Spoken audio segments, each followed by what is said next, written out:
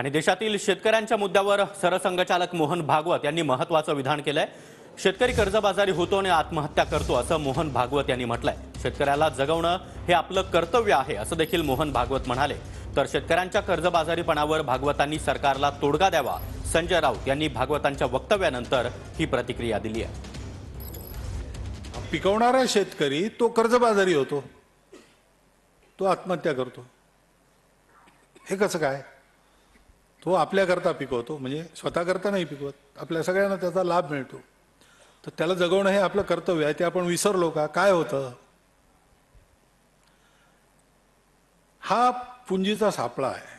श्रम करणारा श्रमिक त्याचं शोषण होतं। कर्जबाजारी शेतकरी का होते याच्यावर त्यांनी तोडगा द्यावा। भागवत साहेबांनी, सरसंघचालकांनी त्यांच्या सरकारला हा तोडगा द्यावा।